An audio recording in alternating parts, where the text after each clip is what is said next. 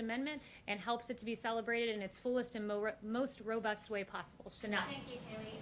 I'd like to switch gears asking about President Obama. We had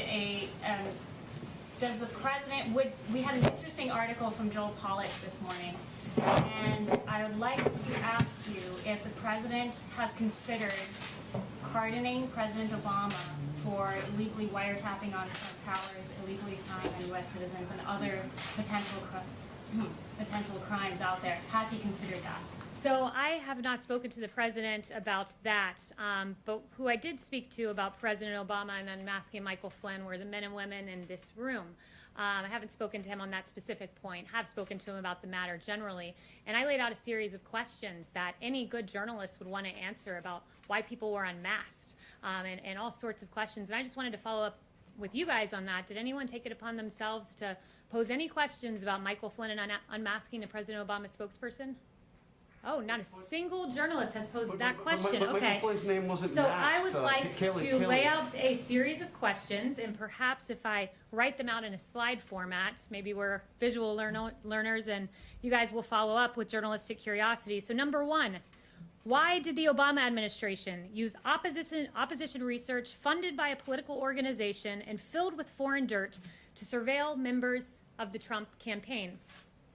Number two, why was Lieutenant General Michael Flynn unmasked?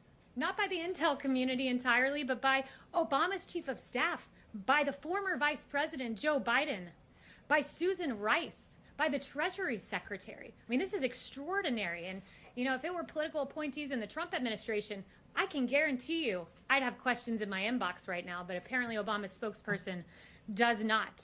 Why was Flynn's identity leaked? In a criminal act. It is a criminal act to leak the identity of Michael Flynn to the press, but it happened. Where are the questions to Obama's spokesperson? Because my team would be running around this building should this have happened under the Trump administration. Why did the DOJ, Sally Yates, learn about the unmasking from President Obama? So much for going by the book. As Susan Rice said 3 times, thou doth protest too much, Susan Rice. And then finally, question number 5. Why did James Clapper, John Brennan, Samantha Power, and Susan Rice privately admit under oath they had no evidence of collusion while saying the opposite publicly?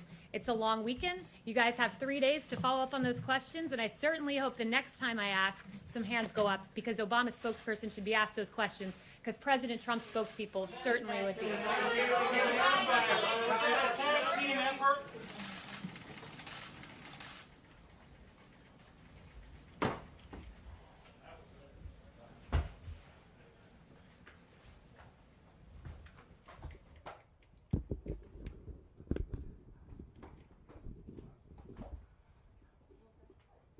they coming to me? Are they coming to me? Sal, do you think they're coming to me?